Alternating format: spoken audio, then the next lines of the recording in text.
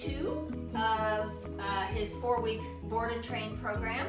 And Prince is about 2 years old. He's here because he needs some obedience training, very excited, somewhat nervous in certain situations. He's a sensitive guy. So yesterday we worked on some leash walking, crate training, and we're continuing that, of course, today, but also working on the sit. Right now, neither he or Peaches is his housemate, that are here for training. She's here for training also. Their owner, one of the main issues is the jumping, mouthing, just overexcited behavior. They don't know how to remain calm when there's something going on, all right? Apparently pretty good when it's just her and them, but that's not real life. She wants to be able to take them places, take them to work, that kind of thing. So we're working on that. So right now they're not very food motivated. I just want to show you this piece of his food. If give it to him, he's not interested. All right. So that's why we're not doing food training yet. So we're working on building some food drive, but it isn't there yet. With Peaches, she'll take it and then she'll spit it out. So, right? Like he's like, no, not really feeling it. Not hungry enough yet. Okay. So we're just using good old-fashioned leash and collar. And today right now we're working on sit. And they do have some knowledge of the command. When you say sit, pretty good about sitting. If I need a little leash pressure, I use it. But what they don't know is that sit means to sit down and stay there until you're released or, given a different command. So that's what I'm working on, teaching him that even though, so I've already told him to sit, that I move around, that he has to remain in that sit. Break. Good. But he's learning, okay? So we're gonna do hundreds and hundreds and hundreds of these repetitions. Sit. Good. And, just this little bit of distraction of me moving around, you can see it gets him, he moves a little bit. Break. Good. So I'm just going to do this over and over and over again. Sit. Good. When his butt hits the ground, I mark it with good. Break. Good. And break is the release word that I'm using. Basically, like take a break, right? Let's go. So if you're working with your dog at home, sit. If they didn't know sit yet, you wouldn't even be saying the word in the beginning. You would just simply use some leash pressure, or you can use food to lure them into that. And when their bottom hits the ground, you mark it with good. And then if you're using food, you give them the food, right? To let them know, yes, that's what I wanted, okay? But again, at this point, they're not taking food. They're not interested in it, and they're kibble. So we're just using, praise, reward, that kind of thing. Now, if he gets up out of that sit, prior to me releasing him, I would simply say, because we're in the learning phase, I would simply mark it with wrong, and then I would repeat the command and guide him back into place with the leash. Break. Good. So I'll show you that here in a moment. Sit. Good.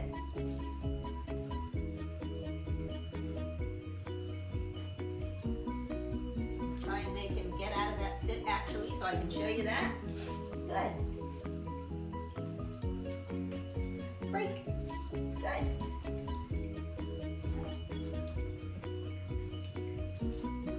Sit.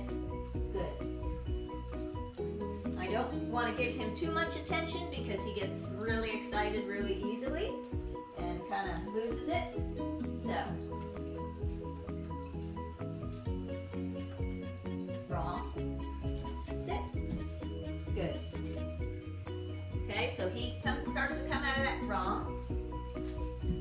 Sit. Good.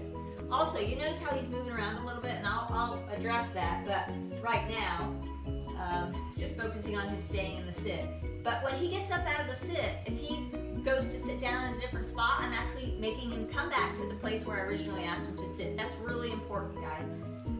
Because if you don't do that, what you get is the dog that does this. I call them creepers, right? So they creep along. Or if you're working on a down and they're still in that down, but they're stretching a little bit and creeping along, you don't want that. You want them to learn that when you give the command, sit, wherever you give it to them, that's where they're supposed to stay, in that spot, okay?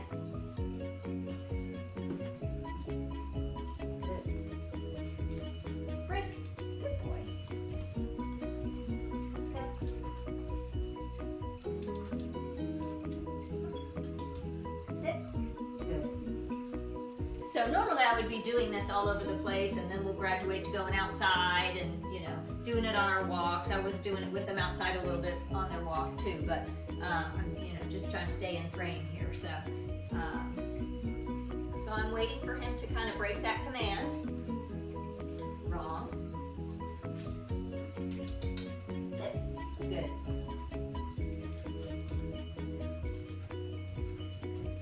Break. Good. Sit. And he's actually pretty good, like when I'm walking with him. If I stop, he's pretty good at sitting. So this is, you know, again, not too difficult for him, but what he's learning here really is that until he hears that release word, he's supposed to stay in that sit. So that's really what we're working on.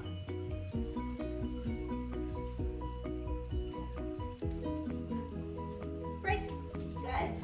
All right. So if you're working on this at home with your dog, remember, just take your time. Lots and lots and lots of repetitions. You know, if he didn't know the word sit, I wouldn't be saying it at this point. I would just be using a little bit of leash pressure on food, but you know, he knows that it means to put his butt on the ground. As far as I can tell, he's pretty good at that. It's just the staying in it part. So, you know, you would do maybe, I don't know, 30, 40, 60 repetitions without the word, and then you would begin adding the word. You would say the word prior to using the leash pressure, and when their butt hits the ground, release the leash pressure and say good. Mark it with good, okay? Or click if you're using a clicker and food, click, and then you give him the food, all right? And then again, we're in the learning phase with him, so we're not correcting him for breaking command, we're simply marking it with the word wrong, and then repeating the command and guiding him back into the position and the place where we asked him to perform the command in the first place, right? So lots and lots and lots and lots of repetitions. So anyway, this is Prince. You know, when I'm working with Peaches, I'll show you that as well. And again, if you have any questions, let me know about this or anything else. Happy to help you however I can. You can post in the comment section, or you can email me at info@gooddogcoaching.com. And love to hear from you. All right, take care.